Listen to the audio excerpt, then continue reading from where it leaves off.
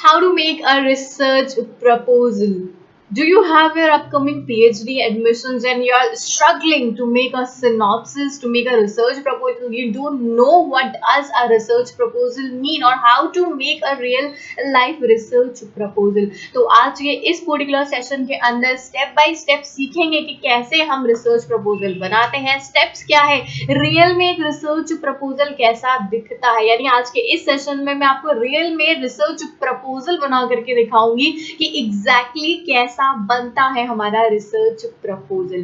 तो each and every step आज के इस पर्टिकुलर सेशन के अंदर हम डिस्कस करेंगे।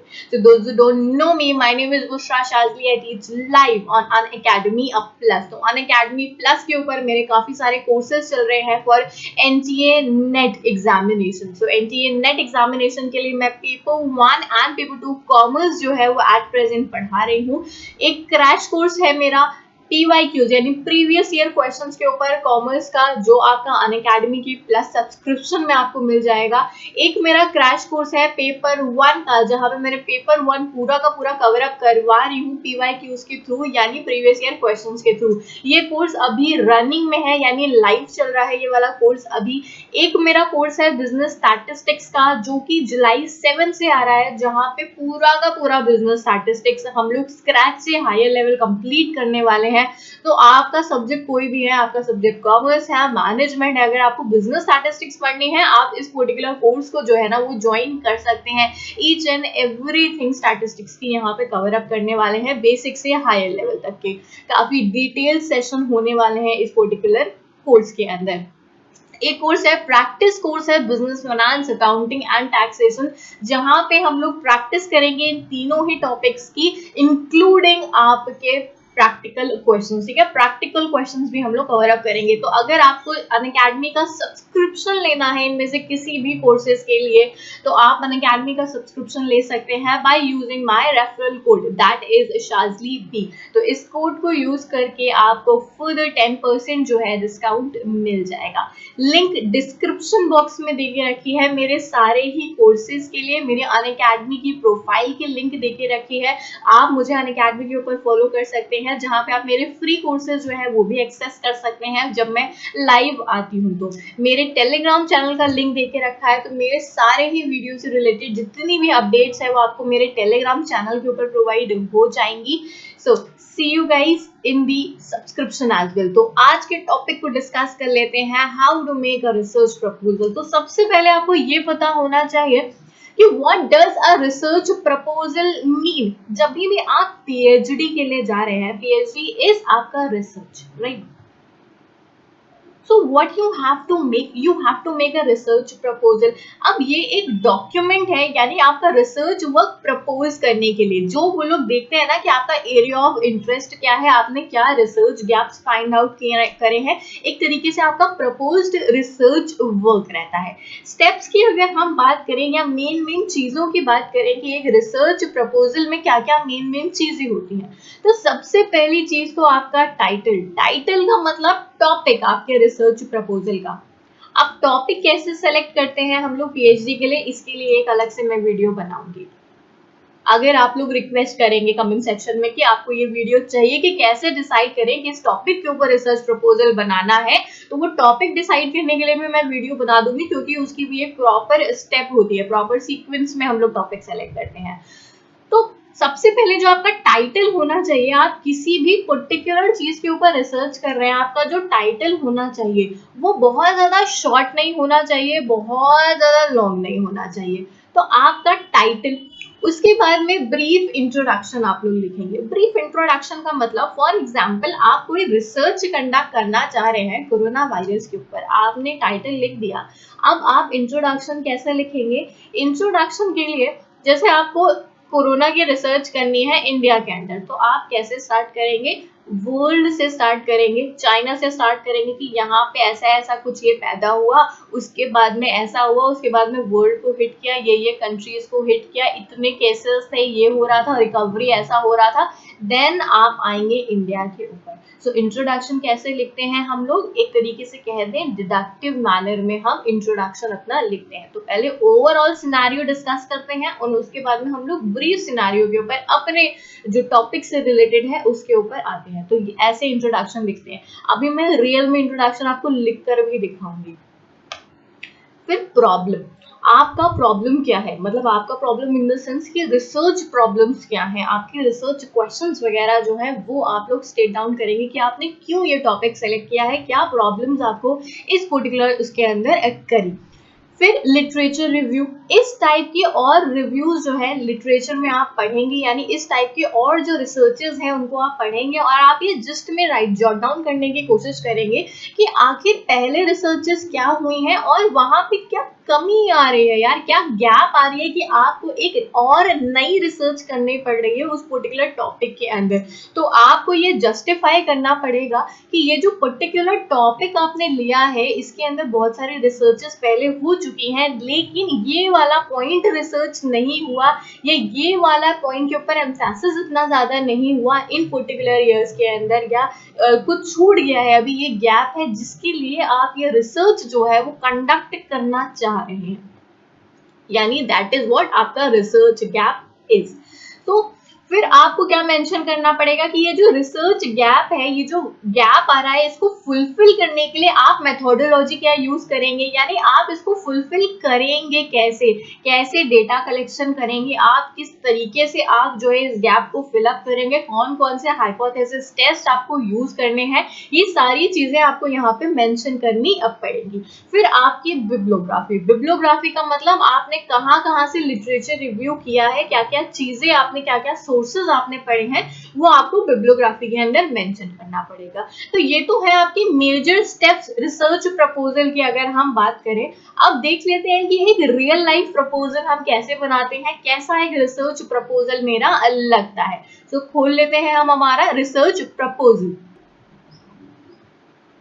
ओके, तो ये आपका एक प्रपोजल। सबसे पहले देखो टाइटल डिस्कस करते हैं हम। टाइटल क्या लिखा है मैंने, अ study of mergers and acquisition और उसका इम्पैक्ट टेलीकॉम कंपनी की परफॉर्मेंस के लिए। ठीक है, अब यहाँ पे इस पर्टिकुलर टाइटल, ये जो पर्टिकुलर टाइटल है ना बहुत ज्यादा छोटा है, यानी मैंने केवल ये नहीं लिखा कि मैं मर्जर्स एंड एक्विजिशंस के ऊपर स्टडी कर रही हूँ, इसको मैंने थोड़ा सा डिटेल में किया कि मैं बता रही हूँ मर्जर्स एंड एक्विजिशन के अंदर इसे कौन सा एस्पेक्ट मुझे स्टडी करना है, मुझे क्या स्टडी करना है कि फाइनेंशियल परफॉर्मेंस का इम्पैक्ट क्या पड़ रहा है किसके ऊपर, सेलेक्टेड टेलीकॉम कंपनीज के ऊपर। तो आपका टाइटल क्या होना चाहिए, ना बहुत ज्यादा लंबा ना बहुत ज्यादा छोटा, एक टाइटल पढ़ के सामने वाला बंदा पता कर ले ये आपका प्रपोज रिसर्च वर्क क्या है। अब देखो नाउ, अब अगर मैं यहाँ पे बात करूं कि इंट्रोडक्शन क्या है, तो देखो मैंने इंट्रोडक्शन कैसे लिखा हुआ है। इंट्रोडक्शन में हमने क्या बात किया था कि पहले ओवरऑल लेंगे एंड देन पॉइंट पे आना स्टार्ट करेंगे। मैंने देखो इंट्रोडक्शन क्या लिया कि एक कंपनी जो है रीस्ट्रक्चर कर सकती है खुद को अडॉप्ट करके, इधर एक्सपांशन या ये वो। मैंने क्या किया, एक कॉर्पोरेट रीस्ट्रक्चरिंग को ओवरव्यू लेना स्टार्ट किया। कॉर्पोरेट रीस्ट्रक्चरिंग का ओवरव्यू लेते लेते मैं मर्जर्स को एक्सप्लेन किया, मैंने एक्विजिशंस को एक्सप्लेन किया कि मर्जर्स क्या है, एक्विजिशन क्या है, इसको एक्सप्लेन करते हुए अब मैं टेलीकम्युनिकेशन सेक्टर के ऊपर आई। देखो अब मैंने टेलीकम्युनिकेशन सेक्टर का ओवरव्यू लेना चालू किया कि टेलीकम्युनिकेशन सेक्टर कैसे कैसे है, कम्युनिकेशन कैसे पॉसिबल होता है, एक्स एंड वाई जेड। अब यहाँ पे मैंने थोड़ी सी फिगर्स वगैरह ऐड करी है इनसे रिलेटेड। अब धीरे धीरे धीरे धीरे मैं अपने पॉइंट के ऊपर आई कि टेलीकॉम मर्जर के ऊपर आई। देखा तो मैंने क्या किया, मैंने एक डिडक्टिव अप्रोच लगाई, यानी मैंने ओवरऑल पहले लेते लेते लेते लेते मैं अपने पॉइंट के ऊपर आई। तो इस तरीके से आपको लिखना है इंट्रोडक्शन अपने किसी भी टॉपिक का। आपका टॉपिक कोई भी हो उससे कोई लेना देना नहीं है, मैं आपको केवल यहाँ पे क्या बता रही हूँ कि किस तरीके से आपको लिखना है। अब देखिए स्टेटमेंट ऑफ प्रॉब्लम क्या हुई, मैंने इंट्रोडक्शन दे दिया उनको अपने टॉपिक का, अब क्या करूंगी मैं स्टेटमेंट ऑफ प्रॉब्लम करूंगी। मैंने देखा कि यार इंडियन टेलीकॉम कंपनी जो है आजकल बहुत ज्यादा यहाँ पे ग्रोथ हो रहा है और बहुत सारे जो है मर्जर्स एंड एक्विजिशंस हो रहे हैं, 4G 5G ये सारा कुछ आ रहा है, तो इसका बहुत इम्पैक्ट पड़ रहा है हमारे फाइनेंशियल परफॉर्मेंस के ऊपर। तो ये मेरी प्रॉब्लम थी, इसको मेरे को स्टडी करना था। ये मैंने यहाँ पे क्या कर दिया, स्टेट कर दिया। प्रॉब्लम आपकी वही एग्जैक्टली जो हम लोगों ने ऊपर टाइटल में लिख करके रखा है ना, वहां से क्लियर हो जाएगा। तो देखो क्या प्रॉब्लम हो गई, are mergers and acquisition positive impact डाल रहे हैं या एनहांस कर रहे हैं शेयर होल्डर की इक्विटी वेल्थ को, स्टेक होल्डर्स को, या फिर नहीं कर रहे हैं। This is what my problem is, जो मेरे को स्टडी करना है। अब आगे आ जाते हैं हम, नीड क्या है स्टडी की। जरूरी नहीं है कि ये सारे स्टेप्स आपको लिखने, अगर आप चाहे तो नीड वगैरह स्किप भी कर सकते हैं। सो नीड क्या लगी आपको स्टडी की, आप ये बता सकते हैं कि ये पर्टिकुलर एस्पेक्ट, मान लिया आपने लिटरेचर रिव्यू किया उसको, उससे आपको ये पता चला कि आपके टॉपिक के अंदर इस पर्टिकुलर एस्पेक्ट की स्टडी ही नहीं हुई है, जो एस्पेक्ट आप स्टडी करने की कोशिश कर रहे हैं, तो वो आप मेंशन कर सकते हैं यहाँ पे कि ये पर्टिकुलर एस्पेक्ट स्टडी नहीं हुआ है इसीलिए आपकी नीड पड़ी है। या आप ये मेंशन कर सकते हैं कि ये पर्टिकुलर एस्पेक्ट जो है 5 साल पहले स्टडी हुआ था, लेटेस्ट में बहुत ज्यादा चेंजेस आ गए हैं इसलिए स्टडी नहीं हुई है। या ये पर्टिकुलर एस्पेक्ट जो है वो वेस्टर्न कल्चर में स्टडी हुआ है, इंडिया में स्टडी नहीं हुआ, इसलिए आप स्टडी करना चाह रहे हैं। तो बहुत सारे रीजन हो सकते हैं, बहुत सारी तरीके से आप नीड जो है वो अपनी लिख सकते हैं स्टडी की। फिर रिव्यू ऑफ पास्ट स्टडीज यानी रिव्यू ऑफ लिटरेचर। अच्छा, रिव्यू ऑफ लिटरेचर कैसे करना है, जैसे आपने टॉपिक चूज कर लिया, कुछ भी आपका टॉपिक था, आपने उस पर्टिकुलर टॉपिक से जो मेजर जर्नल्स हैं उनसे आपने रिव्यू करना चालू किया। अगर आपको ये भी पूछना है मुझसे कि लिटरेचर रिव्यू कैसे करते हैं, तो अगेन आपको कमेंट सेक्शन में मुझे बताना पड़ेगा ताकि मैं और डिटेल्ड वीडियोस जो है वो आपके लिए लेके आऊँ। लिटरेचर रिव्यू कैसे करना है, जो पीएचडी के स्टूडेंट्स हैं वो भी ये चीज पूछ सकते हैं मुझसे कमेंट सेक्शन में, तो मैं उसके लिए आपके लिए भी वीडियो बना सकती हूँ। तो आपने क्या किया, लिटरेचर रिव्यू किया, यानी अपने टॉपिक से रिलेटेड जितनी भी स्टडीज थी मेजर वो आपने करनी स्टार्ट कर दी।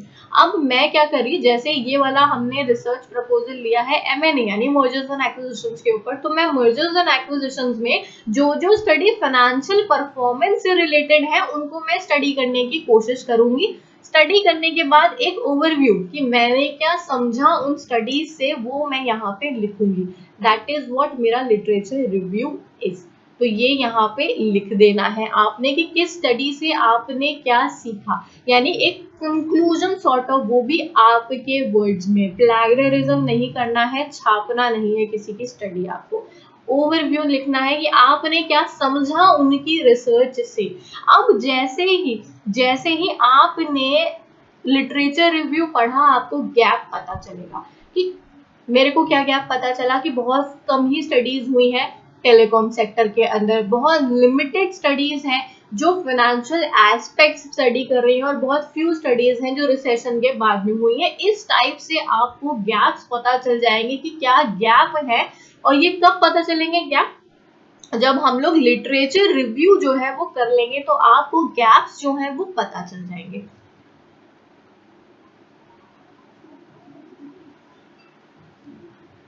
ना।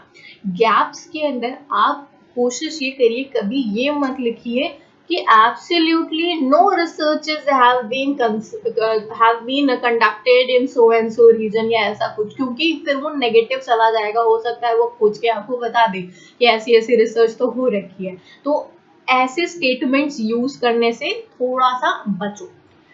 ऑब्जेक्टिव्स क्या रहेगा आपकी स्टडी का, स्टडी करना मर्जर्स एंड एक्विजिशंस डील को, मोटिव देखना है आपको, ये देखना है आपको, वो देखना है, तो आपको ऑब्जेक्टिव्स यहाँ पे अपने रिसर्च के जो है वो लिखने पड़ जाएंगे।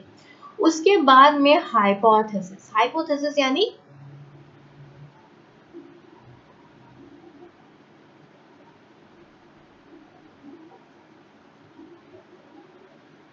प्रपोज्ड आउटकम आपका।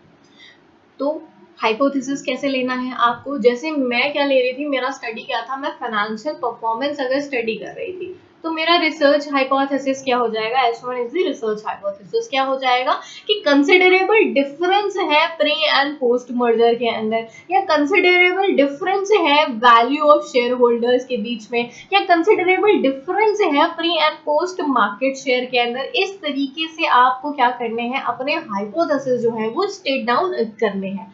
हाइपोथेसिस आपने स्टेट डाउन कर लिए, आपने ऑब्जेक्टिव लिख लिया, आपने गैप लिख लिया, आपने लिटरेचर रिव्यू कर लिया, अब क्या बचा, मेन चीज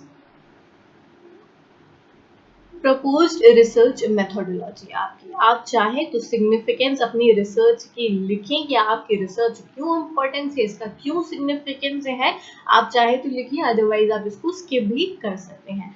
then proposed research methodology, main दो चीजें आपके रिसर्च प्रपोजल में बहुत मेन रहने वाली हैं, एक तो आपका हाइपोथेसिस और दूसरी आपकी रिसर्च मेथोडोलॉजी। कहीं पर भी पीएचडी एडमिशंस के लिए आप जाएंगे तो दो चीजें रहेंगी जिनका आपके रिसर्च प्रपोजल के अंदर मेन फोकस रहेगा, यानी जो भी आपका एडमिशन ले रहा है, जो भी आपका इंटरव्यू ले रहा है, ये दो चीजों के ऊपर मेनली ध्यान देगा और मेनली आपसे क्वेश्चंस पुट अप होते हैं।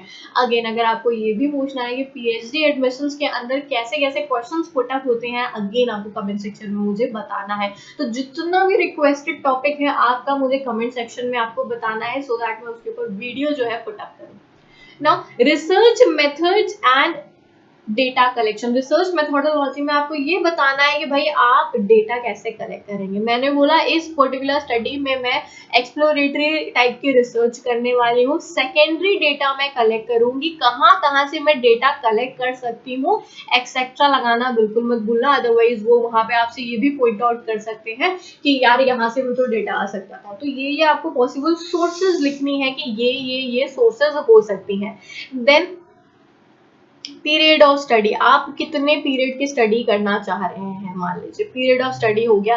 देन क्या क्या स्टैटिस्टिकल टूल्स जो है वो आप मेंशन करना चाह रहे हैं, यानी सॉरी क्या क्या स्टैटिस्टिकल टूल्स हैं जो आपकी स्टडी के अंदर आपकी इंपॉर्टेंस रहेंगे। तो इस पर्टिकुलर स्टडी की अगर हम बात करें तो हम लोग क्या क्या यूज कर सकते हैं, स्टैटिस्टिकल मीन यूज कर सकते हैं, रिग्रेशन एनालिसिस, रेशियो एनालिसिस होगा, इवेंट स्टडी होगी, टू वे अनोवा होगा, एक्सेट्रा। तो ये आपको मेंशन करना पड़ेगा कि क्या क्या पर्टिकुलर स्टैटिस्टिकल टूल लगेंगे आपकी इस पर्टिकुलर रिसर्च जो है उसको करने के लिए। देन एंड में क्या आ जाएगा, एंड में आ जाएगी हमारी बिब्लियोग्राफी। इस तरीके से आपको बिब्लियोग्राफी मेंशन करना है कि आपने कौन कौन सी रिसर्चेस पढ़ी है। देखो हमने ये सब रिसर्चेस लिखी थी ना ऊपर लिटरेचर रिव्यू में, इसका मतलब मैंने इनकी रिसर्चेस पढ़ी। ये सारा कुछ आपको कहाँ लिखना है, आपको लिखना है अपनी बिब्लियोग्राफी के अंदर। बुक्स क्या पढ़ी आपने, वेबसाइट्स क्या पढ़ी आपने, पेपर्स क्या पढ़े आपने, सारा कुछ आपको यहाँ पे मेंशन करके रखना है। तो इन शॉर्ट अगर हम ओवरव्यू लेने की कोशिश करें तो रिसर्च प्रपोजल क्या है, एक प्रपोज्ड रिसर्च वर्क, उनको ये बताने के लिए कि अगर वो आपको सेलेक्ट करते हैं पीएचडी के अंदर तो आप इस टाइप का रिसर्च वर्क जो है वो करना चाहेंगे। जरूरी नहीं है कि वो यही आपका प्रपोजल सेलेक्ट करें, एक तरीके से उनको एक आइडिया होना चाहिए कि जो कैंडिडेट पीएचडी के लिए अप्लाई कर रहा है, यानी रिसर्च के लिए अप्लाई कर रहा है, उसको रिसर्च के बेसिक्स पता है कि नहीं, क्या वो रिसर्च प्रपोजल बना लेता है, क्या उसको स्टैटिस्टिकल टूल्स का आइडिया है, क्या उसको हाइपोथेसिस का आइडिया है, क्या उसको लिटरेचर रिव्यू थोड़ा बहुत करना आता है या नहीं। ये मेन जो है आपका ऑब्जेक्टिव रहता है रिसर्च प्रपोजल लेने के टाइम पे। सो आई होप आपको क्लियर हुआ होगा। अगर आपको ये वीडियो पसंद आया तो प्लीज वीडियो को लाइक करना मत भूलना, सब्सक्राइब मत करना, चैनल को मत भूलना, मतलब कर लेना सब्सक्राइब, चैनल को सब्सक्राइब करना मत भूलना, सो दैट ऐसे ही और जो इन्फॉर्मेटिव वीडियोस मैं आपके लिए लेके आऊँ तो आपको नोटिफिकेशन जो है वो टाइम टू टाइम मिलता रहे। Thank you so much guys, bye bye, take care.